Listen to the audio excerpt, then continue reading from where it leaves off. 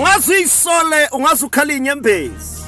hayi cha sihlobo sami nathi kuyasenzakalela uthi sowuhlele konke uthi izinto zakho soyayiplanisa manje bese kuthi seziyenzeka zingenzeki ngohlelo ngifisa ukukutshela ukuthi sihlobo sami na ungahamba ubuza abathembile nokucabanga ukuthi ba best empilweni yebahlela izinto zingahambi ngohlelo ngifisa ukuthi namhlanje ngamagama amakhulu ngithi kunoma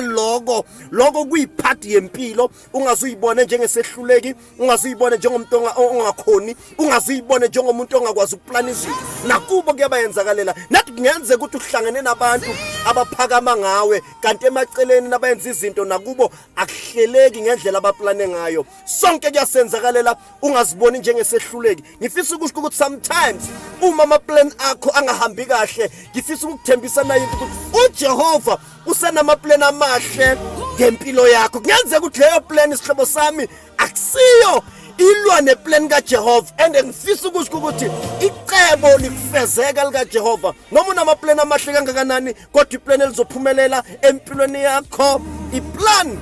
kaJehova kungenzeka sula leso nyembezi uzitshele ukuthi mhlambe hleze kuyiplani kaJehova ikhona into engcono nakungayenzakanga uNkulunkulu akubekele yona ezoyenzeka this is pastor Su